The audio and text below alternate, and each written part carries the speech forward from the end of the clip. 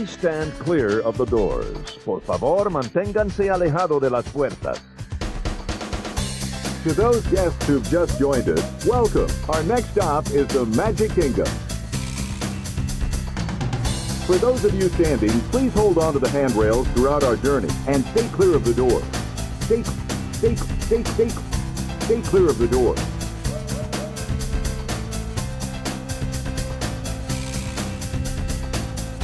Ladies and gentlemen, we are approaching our station at the entrance to Main Street, USA.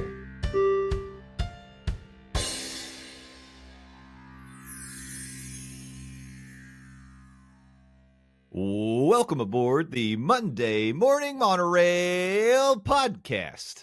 This is Justin Monorail, and today it is just me solo, Justin Solo Rail, because Landon and Stephers are both traveling the country, having great times, but they don't have time to be here with me today. I don't judge them for that. They're living their lives. They're doing their thing, and that's great. And we're going to have a great show, just you and me today. This is episode number 215 of the Monday Morning Monorail podcast. Today is August 19th, 2024. And man, can you believe we're already halfway through August? We're like 10 days away, maybe 11. I guess as you're hearing this, 10 days away from really spooky season kicking off. It's going to be that week. We'll be getting into some exciting Halloween Horror Night stuff. And well, over at Disney World at the Magic Kingdom, they're already doing Mickey's Not So Scary Halloween Party. So it's here. We're in the midst of it. Start carving your pumpkins, stocking up on your candy corn, and getting ready for those little miscreants to come knock on your door. And they better say trick or treat. If you're not teaching your kids to say trick or treat, shame on you, shame on me, and shame on them. Everyone should be saying trick or treat. If not, no candy. The trick's on them. No candy. I make kids say it. If you come to my house, you're saying trick or treat.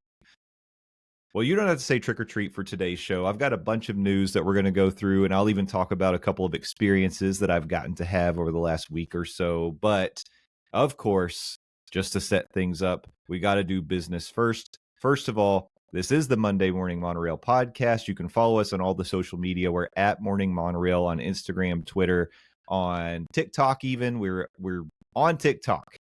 We've got like 75 followers now. You could be one of those people. We have a Facebook group called the Monday Morning Monorail Fam Facebook group. You can join that. And we have a Discord. Hop in there and chat with us. The link is in the Facebook group. And you can join that group and be chatting with us all week long. Very cool group, cool stuff, and it's a very welcoming group. If you're feeling like a little nervous about jumping in, don't worry. We greet everyone with open arms, and we would love to see you there. I wanted to remind you, we are building towards a very exciting event for Landon's 40th birthday. If you haven't heard yet, we're doing a little fundraiser called Living with the Landon. On April 1st, 2025, Landon will be turning 40 years old. And as part of that, he wanted to give back. And so he has set up a charitable fundraiser for an organization called the Second Harvest Food Bank of East Tennessee. Specifically, it's the Food for Kids program. And he's raising money all the way up until April 1st, 2025. And all that money is going to be going to the Second Harvest Food Bank of East Tennessee. And there's information of how you can donate, how you can be part of that. Go to the morningmonorail.com website and you can see links, all sorts of things. We do have a merch shop set up so you can go buy t-shirts or whatever else you may want with the Living with the Landon logo. And any of the money above cost will go towards Second Harvest Food Bank of East Tennessee. If you want to sponsor Landon on his endeavors, you will sign up to do that. You pick a dollar amount, and then however many times Landon can ride Living with the Land on April 1st, 2025, you will multiply your individual donation by the ride total, and that'll be your total donation. So for example, if you say $2 per ride, Landon rides 20 times, and that's a $40 donation to the Second Harvest Food Bank of East Tennessee. We're really excited. Can't wait for all that to kick off. And I hope that you can be a part of it, whether it's through getting the merchandise or following along. We will try to do some videos on the day of, some live look-ins. We're trying to increase our following on the YouTube. And by the way, this episode, number 215, is going to be the third Monday Morning Monorail podcast where you can watch it live on, not live. It's not live to tape on YouTube. Go check it out. And you can see today my smiling face, and you get to see all the pictures that I'm going to share as we go through the articles of the news. But we're trying to get to 1,000 subscribers, because if we do, then we will be able to go live while we are at Epcot doing the Living with the Landon fundraiser. So that's all the business. I think that takes care of everything up front. And of course, you know what that means. It means we are here to do the thing that we do every week, and that's talk about the news. Let's dive in.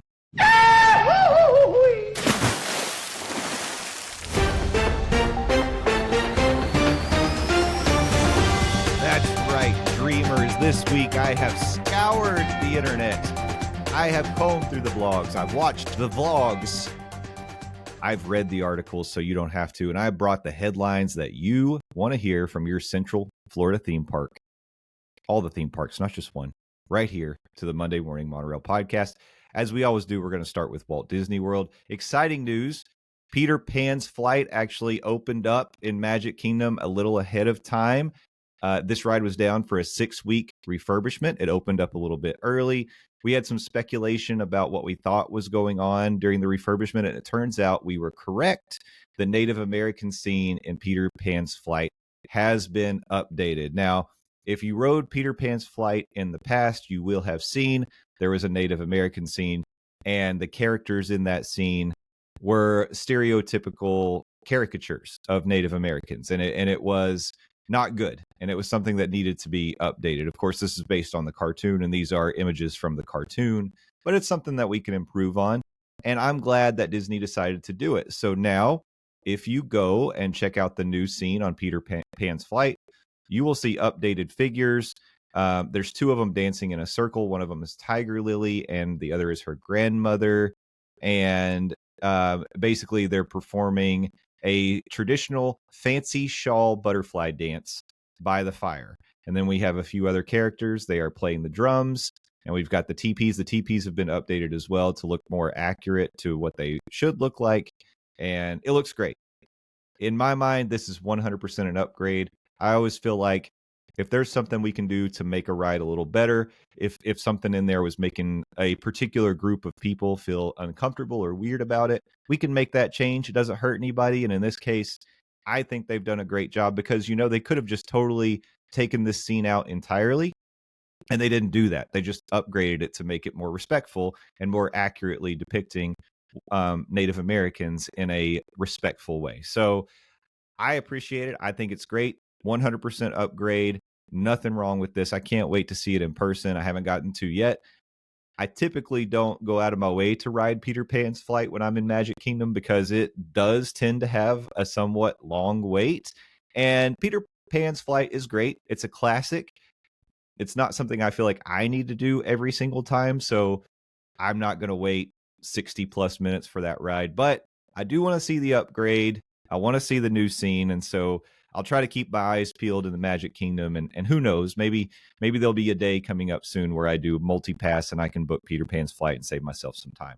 But I'll check it out. I hope you get to check it out. I'm actually showing in the YouTube video a picture of what the new scene looks like now, if you want to get a sneak peek of that. And I'm sure there's videos and things that you can find if you want to check it out yourself. Otherwise, go ride it yourself and experience it and find out what it is with your own eyes. It's always good to do it with your own eyes. Not through someone else's or just listening to my dumb opinion. One of the things that we love to talk about on this show, and I say it every time, are foodie guides. We are suckers for foodie guides. And just this past week on the Disney Parks blog, Disney released the foodie guide for the Epcot Food and Wine Festival for 2024. It's finally here. I'm so excited. I'm going to hold off on really digging into this thing until next week when Landon and Stephers are back here with me. For now, I just wanted to say I scanned through it really quickly, and I was very excited to find out that the Brew Wing Lab is coming back. Not just that, one thing that makes me have a little bit of a pause here, it doesn't say presented by the Muppets, So I don't like that. Last year, it was a very obvious Muppet Brew Wing Lab. Doesn't say that this time. It just says Brew Wing Lab, the Odyssey. They're bringing back some classics that we had last year. You're going to get the traditional buffalo wings, the peanut butter and jelly sticky wings, which were really interesting. They weren't my favorite, but they're back this year. Impossible buffalo chicken tenders with ranch and celery, which I thought was actually pretty good. There's a new unnecessarily spicy wing this year. Last year, I remember them being curry wings, but it says these are new. It says unnecessarily spicy yet extremely tasty Carolina Reaper pepper curry wings with creamy cucumber raita. Raita? I don't know. But they're going to have that. It calls that one new, but they did have unnecessarily spicy yet extremely tasty wings last year. So maybe they've tweaked the flavor. I'll have to check it. I know it was curry last time. I thought they were really good, but boy, I will tell you, they're not kidding when they say that one's spicy. My eyes were running, my nose was running, everything was running full, like all the fluids were coming out of my face, but I had a smile on my face because they were so good. So I'm excited to see that they're going to have those again. But more importantly, the pickle milkshake is back. It's non-alcoholic. It tastes like dill. It's basically like a vanilla milkshake with dill. If you didn't get to have it last year, I think it's sort of a misnomer to call it a pickle milkshake. I know dill pickles, I get it, but the only real pickle flavor I got was like a strong dill flavor. So if you like vanilla and that sounds interesting to you, I thought it was really refreshing. So don't let it scare you away. Give it a shot. But yeah, they're going to have all sorts of options in the Brewing Lab. But the Muppets may be missing. And I just realized that as I brought this up to look at it for you all. And now I'm feeling a little bit sad about that. And that's a good transition because the next thing that I wanted to talk about coming out of D23, one of the big announcements we got was that Monsters, Inc. is coming to Hollywood Studios in a big way. In fact, they're going to get their own land. Monstropolis is coming to Hollywood Studios. And the speculation machine was running at full speed, nonstop, 24 hours a day, because people started wondering, where are they going to put Monstropolis? Could they put it in the animation courtyard? Could they put it over by the Rock and Roller Coaster? Or are they going to put it in the Muppets courtyard and take the Muppets out of Hollywood Studios? So I want to talk about this for a minute because I've seen, ever since that speculation machine revved up his engine, I've seen people go from one extreme to the other to say, who cares? I don't like the Muppets. They don't connect with anybody. They're old. It doesn't matter. Get them out of here. To people starting petitions and going to this extremes of like, say, basically, if you remember what happened when they decided to take Mr. Toad's Wild Ride out of the Magic Kingdom, people wanted to protest. I feel like this is something that's going to happen for Muppets if eventually, and someday they will be taken out of Hollywood Studios. But when that happens, I feel like we could see something like that. I'm definitely not saying that I want that to happen, but here's what I want to say. I love the Muppets. They're important to me. They're a big deal. I am, along with Theme Park Thursday with Dillo's Diz, Frank and Jen, and then also I know Tom and Michelle, Hyperion Adventures podcast. We all started pushing for hashtag Save the Muppets. Years ago, we started pushing that hashtag, and we bring it up a lot, and we like to talk about it because we always feel like the Muppets don't get their due, and it feels like, especially since COVID, we're sort of like just waiting for that announcement to come that the Muppets are going to be removed from the theme parks. And it will make me sad when that happens. And I get like a lot of people come from it from the side of this was the last Muppets project Jim Henson actually worked on before he passed away. And there's some significance there because Jim Henson was such a huge influential creator and he meant so much to a lot of our childhoods. And this is like almost like a tribute to him to keep it in the parks. I get that too. But here's what I want to say. As much as I love the Muppets, as much as I am an advocate for hashtag Save the Muppets, I don't believe anything in a theme park is necessarily like something that needs to be protected or is sacred. Like the theme parks aren't museums. Walt said that when he opened Disneyland. He said these parks are not museums. They're going to change. They're going to grow. And I mean, if something just isn't drawing a crowd and it's taking up a lot of space and maybe they don't have an IP, a current IP they can connect that to anymore. I mean, I know they've tried multiple times to start a Muppet show. The last one being the Muppets Mayhem on Disney Plus, which I thought was good, but I also liked the Muppets. I think it was like Muppets Now, the one they did during COVID, where it was like everybody was on video screens. I enjoy all that stuff, but I'm a sucker for the Muppets.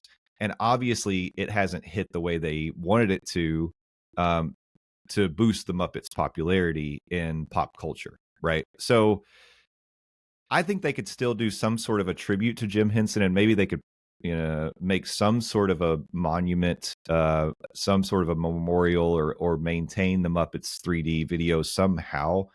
But you can't expect a theme park company, a entertainment company, a for-profit business to maintain a whole area just as a memorial to a person, no matter how important that person is. I certainly don't expect that. I know things are going to get removed from the parks. Things are going to change, and it's hard.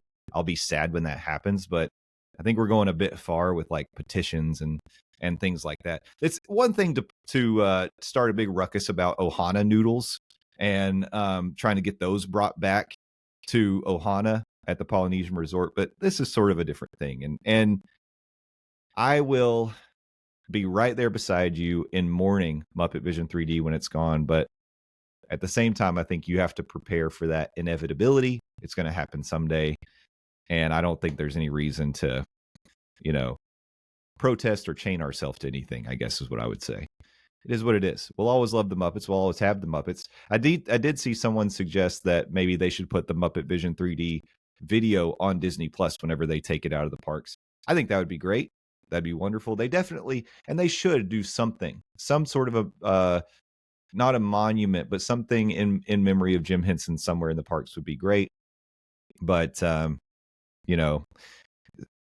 I think we got to calm down on some of this stuff. Yeah, and I'm guilty of it sometimes too, but I think I got to take a step back when I saw the reaction today or this week about Monsters Inc. potentially replacing the Muppets, and it just gave me a little bit of a smack of reality. One thing that's kind of nice, I will say, because I want the Muppets to stay as long as possible, is that it does seem like it's possible that Animation Courtyard is going to be the landing zone for Monsters Incorporated. And one way we know that is because I'm referencing a wdwmagic.com article for this.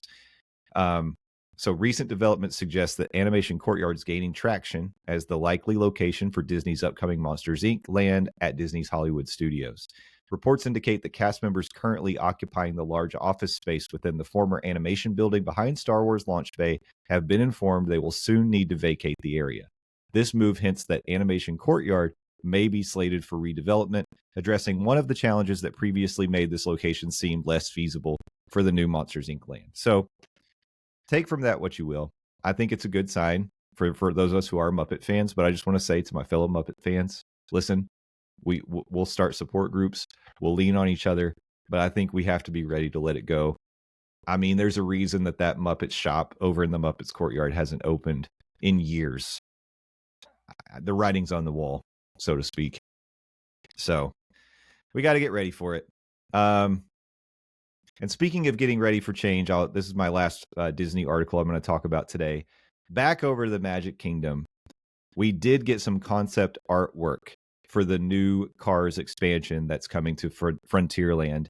And it basically gives us it tells us exactly where this is going to go, the Cars expansion. Again, it was 2 attractions. One of them was the off-road ride, and then another's an attraction for kids. And I think they said there would be some food options and shopping and all sorts of things for the Cars. It's not necessarily Radiator Springs, but it's just a Cars Land addition to Frontierland.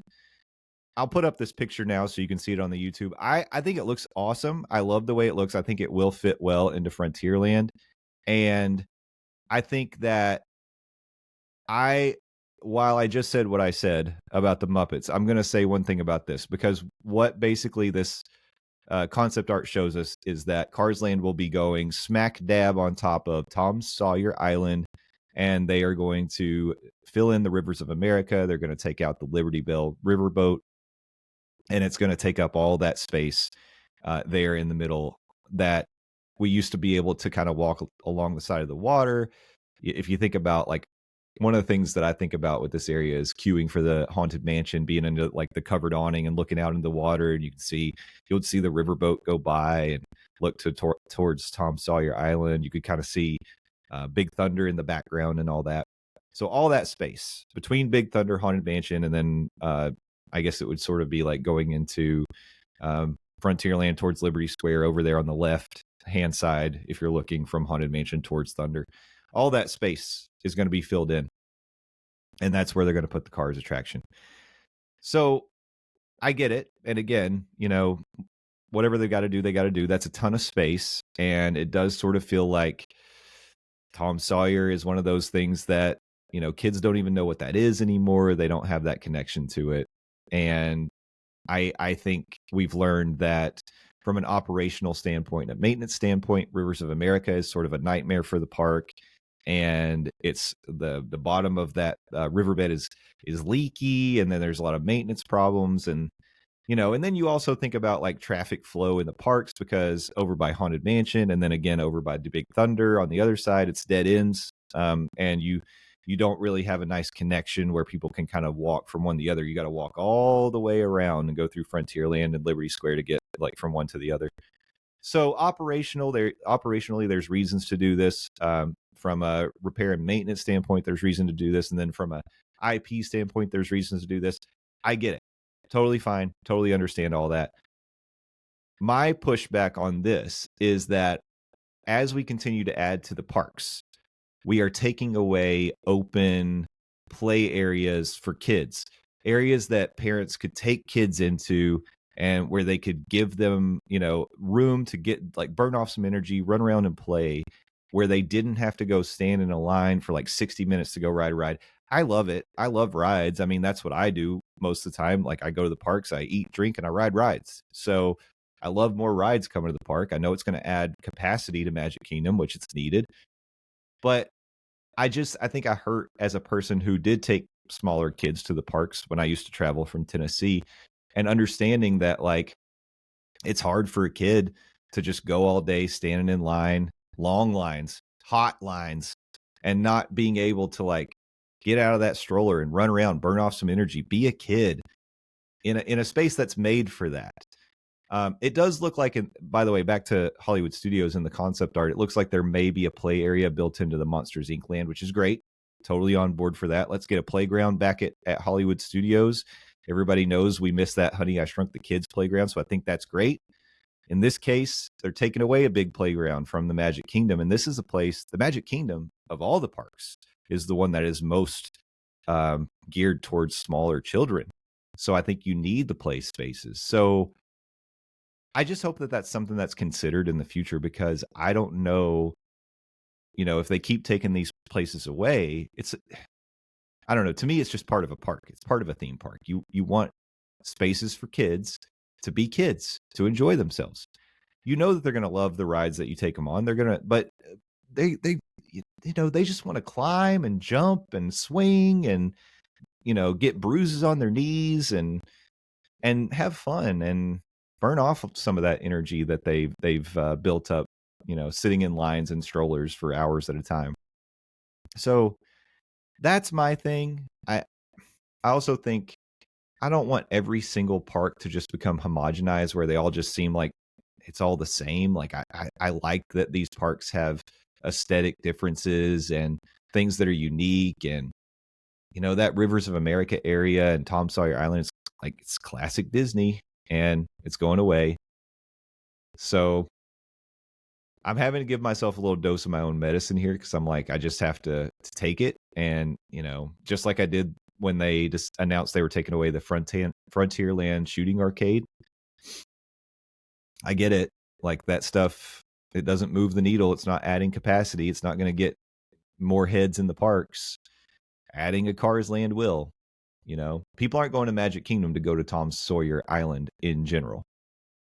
There are some people who are. I'm not saying there's no one who does that. There's some people who like make a point and they're like, I'm going to go over there and do that today. And, but I would say guest to guest, the voice of the customer, that's not what people are looking for generally. And reality is the adults are the ones with the money, and there are a lot of adults that go to the parks, and yeah, they bring their kids, but you know, I was talking with cousin Kevin about this specific thing, and he was voicing as a younger parent who's going to be bringing a small child to the parks, he's like, oh, I hope my kid wants to ride the rides and doesn't just want to go play on a playground when we're at Disney. Yeah, I get it, but I don't know. I still think it's a loss. And it takes a little something away from the parks when you don't have those spaces. And that, hey, we're losing it. We're probably going to lose the Boneyard at Animal Kingdom too. So that's another one.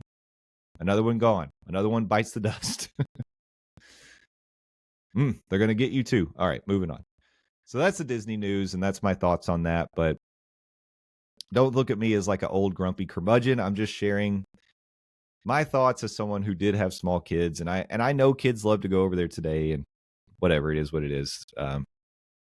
That there's playgrounds back home when they take their kids back home, I guess, back to Denver. All right.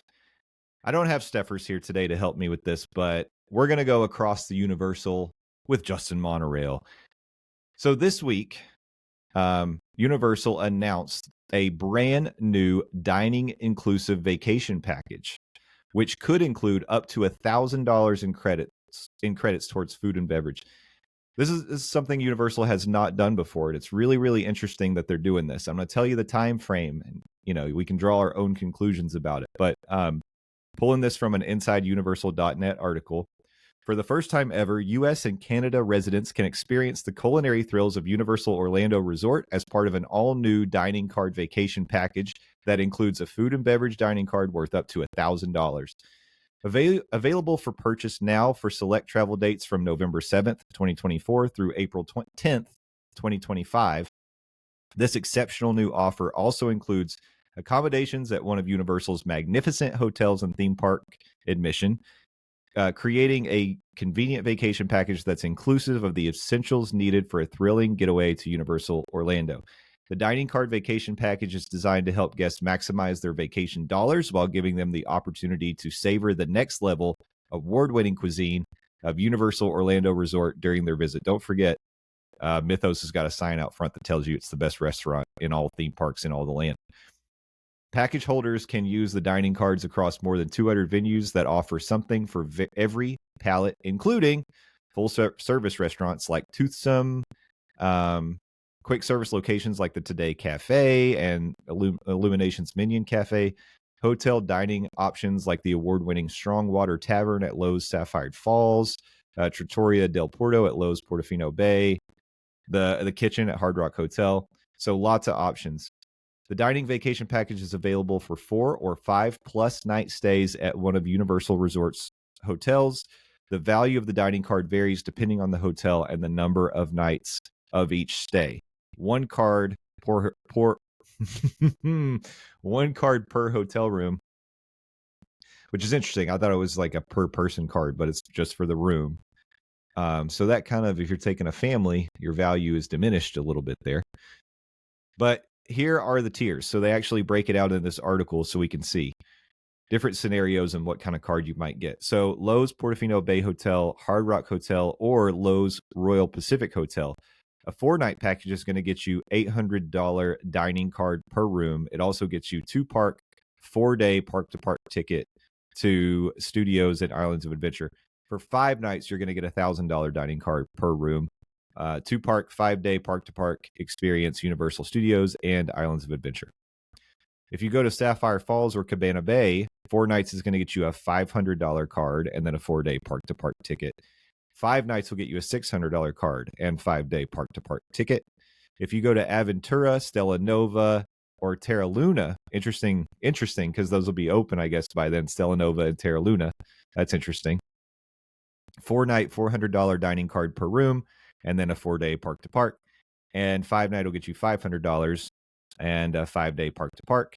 If you stay at Endless Summer Resort Surfside Inn and Suites or Endless Summer Resort Dockside Inn and Suites, 4 nights is a $300 dining card and 5 nights is a $400 dining card.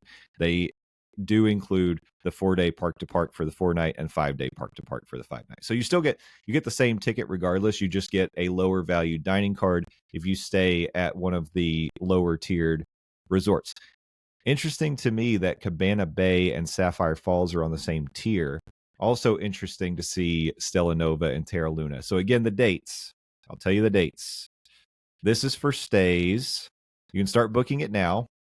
And it's travel dates from November 7th, 2024 through April 10th, 2025. So, of course, this is before they expect Epic Universe to be open, but those resorts are over there are going to be open. I guess Helios probably won't be open yet, it sounds like, but they're trying to drive some of that attendance because I think that Universal thinks people are going to be holding off on traveling to Universal and going to the parks until Epic opens. So they're trying to drive some attendance, get some people earlier in the year. Like, go ahead and take that trip. We'll give you, how can you pass up a $500 dining card or up to $1,000 dining card? It's pretty tough. That's valuable. However, I would imagine you're paying the full rack rate for those rooms on those nights, similar to what Disney does for their dining package. You think you're getting a really good value, and you are at times, but you do pay rack rate, no discount for those rooms. And a deluxe room night at, a place like Hard Rock Hotel, $500 a night, $600 a night. It's expensive.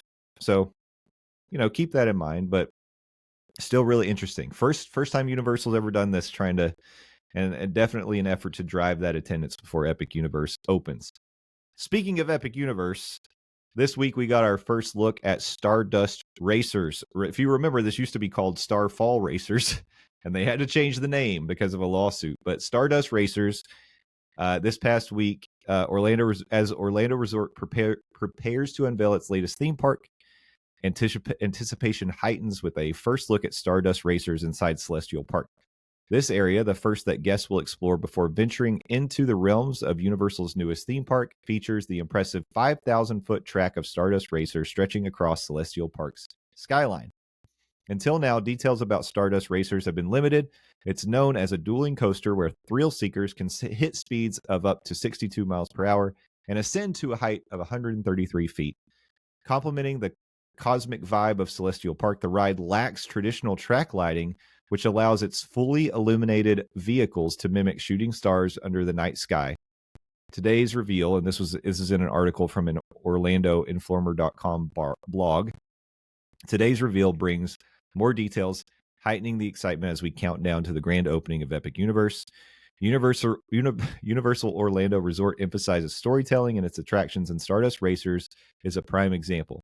The narrative introduced today reveals that the Celestians, the inhabitants of Celestial Park, have mastered the ability to harness the energy from the universe. This power allows them to leap onto comets and surf across the skies. A highlight of today's reveal was the Celestial Spin, a breathtaking maneuver in which two coaster vehicles execute an inverted crisscross. As they soar through the air, riders can glimpse over to the other vehicle below before swiftly swapping positions. So, pretty exciting stuff. This looks like it's going to be a really fun coaster. I've seen some videos of some ride testing, and exciting to find out that this is going to be lit a little bit differently at night, giving that illusion of the shooting stars going through Celestial Park. I can't wait to see this thing in action. I can't wait to see this whole park at night, to be honest. As you know, I'm a sucker for bright, twinkly lights, and that will be no different at Epic Universe. So, very cool. I've got the picture here if you want to see on the YouTube what the Stardust Racers look like. And man, that grand opening can't come soon enough, right? And I'm excited to find out about the other ticket packages that aren't just like multi-day and lock you into just one day at Epic Universe. I got to get in that park, and I need a bunch of days. Don't think you're going to be able to do it all in one day. All right, before we wrap up the news, I do have to say that SeaWorld Orlando has a little bit of a headline here. And since we are the official podcast of SeaWorld Orlando, it's our duty to share the news. This is from mynews13.com. SeaWorld Orlando launches Fun Card and reveals event lineup for 2025. SeaWorld Orlando officials on Thursday have revealed events coming to the park for 25, as well as the launch of the 2025 Fun Card. Officials said 2025 will feature an array of entertainment options, starting with the Three Kings celebration in the first weekend of January, honoring the traditions of Latin culture.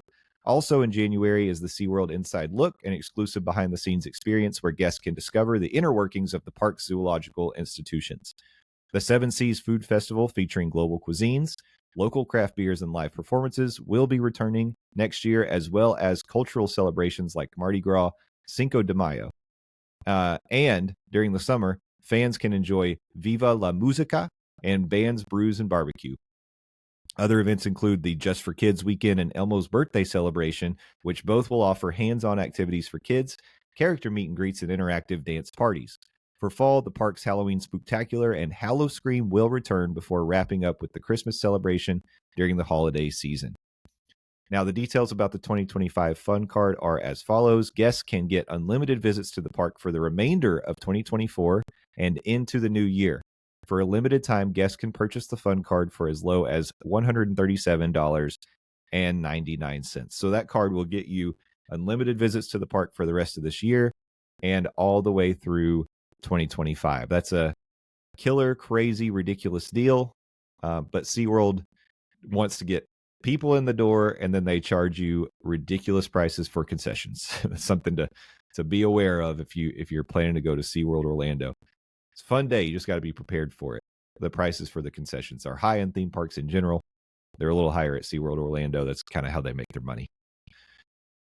All right. Well, that kind of does it for the news today. The last thing I wanted to talk about was this past Friday. Casey and I actually got to go to the Universal Orlando Passholder Appreciation Night, and I was really excited. If you remember, we tried to attend this event last year, and I didn't know you had to make a reservation for it. So we went into Islands of Adventure, and when people started lining up to get their wristbands, we tried to join the line, and then we overheard some team members saying, "Oh, are you telling everybody as they get in the line they have to have a reservation to be here tonight?" And we did not. So we exited the park. I guess they did say we could have stood standby, I think, over at Hard Rock or somewhere. And in case there was capacity, they would have let us in. But I don't even think that was an option this year. They did the event 2 nights. They did it Friday and Saturday. Both nights, they filled the reservations completely. And so I don't think there was even the option to try to stand by and get in. But basically, it started at 7 o'clock, went till 11 p.m. You could have gone, I guess the way it worked is you either had to go to Islands of Adventure or to the studios, because it said no re-entry to the park after 7, which is when the event started. So we went into the studios, and the first thing we did, we were hungry. We should have eaten beforehand, to be honest, but we were hungry. So we went to the Leaky Cauldron, and Casey had never eaten there before. And we tried the shepherd's pie. And it's not shepherd's pie. They call it something else. I should have pulled up the menu, but there was like a seafood pie, and then there was like a shepherd's pie. And you get a sample of both if you do the combo. We did that. Both of them were really good. And we also got the fish and chips, which I was pretty pleasantly surprised by. So I would recommend checking that out. And it's a nice little venue to eat in if you haven't been there before. But then immediately after that, we went over to Gringotts. It said the wait was 10 minutes. It ended up being 30. So now, Casey had never done Gringotts before either, so I'm glad we did it. But at the same time, I kind of feel like we would have gotten better value out of our time if we had not waited for that one, because lots of the other rides were walk-on. Because this being a pass-holder-only reservation event, the park crowd was limited. The capacity was capped. And so a lot of the rides were walk-on. Like, for example, later, we did do Men in Black. We walked on to Transformers, and what else did we do? We did something else. We did another ride. Oh, the Mummy. We did the Mummy, and that was a walk-on as well. But we had somehow used up too much time, I guess, eating in with Gringotts. And then the other thing we did, they did do a special presentation of Sensational at 9:30, and we didn't try to get a spot super early for that, because I guess I thought with limited capacity, we'd have plenty of time to find a spot to watch the show. We walked into the Central Park area, kind of on one of the little middle tiers, around 9. It was like 9:10, maybe, like 20 minutes before the show started. And it was packed. And where we ended up standing, I could see okay, but I'm 6 feet tall. And so I was looking over people's heads, and I could see the water screens. Casey couldn't see any of the water screens. It was nice because we did get to see the drones this time. If you remember, we had previously watched Sensational, and it was on like a windy, kind of stormy day, and they didn't do the drones. We got to see the drones this time, and I do think it definitely adds something to that show. But Casey said without seeing the water screens, it really took something away from the show. So that's something to think about. If you're going to go to Universal and you want to see Sensational, You do need to try to get your spot a little bit earlier, definitely, than we did. I don't know if you need to go an hour beforehand, maybe 45 minutes, but scope out a spot, especially if you can get in front of a railing where you've got that railing in front of you and then maybe it drops down another tier, because if you think about Central Park, there's like 3 tiers to it. You definitely want to try to do something like that so you can get the best viewing experience. You can see the water screens. Hopefully the drones are going. And I do want to say, like, I like that show. But I was thinking about it this time, and I think it's really entertaining. I enjoy it. I'm smiling the whole time. I think they did a great job with it. One of the things that's not happening for me with that show is any kind of like, I don't have like an emotional reaction to it. And I'm not necessarily saying that you have to have that with a nighttime spectacular, but I'll tell you, every time I watch Happily Ever After, I get tears in my eyes, like every single time. And at least like when I watch, something like Fantasmic, like, it gets my heart pumping a little bit. I'm excited, while Mickey's battling the Maleficent Dragon, or, Epcot, Luminous. I had an emotional reaction to Luminous. I mean, I will say that I did. I'm not afraid to say it. If you know me, I'm a sensitive, emotional person. But because of that, you would think that even I would get some little, tinges of emotion watching Sensational, and I just don't. I don't know why that is. And maybe it's a me thing, but it doesn't really do that for me. So that's neither here nor there. That's just my thoughts on Sensational. I think it's fun. I think it's worth seeing, but just, level set expectations. The last thing I wanted to say, so about the UOAP nights. So they did special character meet and greets. We saw some really unique, rare character meet and greets that we could have done. We didn't do any of them, but we saw, like, for example, they were bringing out some of the animal actors from the animal actors stage. We could have gotten a picture with a skunk. We actually tried to get lined up for it. And then when we were just a few people back from our turn to meet the skunk, they told us the skunk was tired and was going to bed, and they were going to bring out a pig. We decided not to meet the pig. We could have met Gru and all of his daughters. We could have met, there was Woody Woodpecker and Winnie Woodpecker came out, and they were dressed in Halloween costumes. Like, Woody Woodpecker was a vampire. He was dressed as a Dracula, and Winnie Woodpecker was like the Bride of Frankenstein. So that was interesting. There was a Men in Black meet and greet where you could meet like 2 agents, and then they had the pug dressed up in the suit from the movie. So that was cool too. They had cool photo opportunities, some of the UOAP photo opportunities where you could, get giant lit up letters, behind you. And I've got a picture that you can see here on the YouTube that I took of after Sensational. They had a water screen going. They put up the UOAP night logo on that. That was pretty cool. There were some special food items you could buy. None of that was included. You had to buy those. They had a special magnet that we did get for the night. But I don't know. Overall, I know it's a free event. It's something they don't have to do. I thought I would have liked it if we had a little more time. So 7 to 11 felt pretty short for that event. 7 to midnight would be great, Universal. Also, they had special bars and stuff set up, but it's all of it. You had to pay for everything additional that you had. So, like, it would have felt nice to get like free popcorn or like free soda or something for the night, just to feel a little more appreciated. And I realize I sound very ungrateful right now, but I'm just thinking about, like, I'm comparing it to something that maybe I shouldn't. I think about the Moonlight Magic events for DVC at Disney, and I realize that's a whole different situation there. These are people who are paying big bucks to be part of that club. And so they do get like free ice cream and popcorn and stuff like that when they go. But a little, like, you could even do like a little voucher. Here's one voucher to get a popcorn or a turkey leg or a pretzel or something. Just one. Something like that, I think, would have maybe put it over the top for me. Overall, I thought it was fun. They had DJs set up. There were dance parties. I thought it was a fun event, but like, if next year we don't get to do it, I wouldn't feel devastated. I would think, that's okay. I mean, sure, it's great to be able to walk on rides. Maybe some of the benefit of it is dulled a little bit for me because as a premier, let me just adjust my tie here. As a premier UOAP holder, I get the Express after 4. So I can use my Express benefits to basically walk on rides once per day. But so walking on the rides didn't feel like a super unique thing to me I don't know.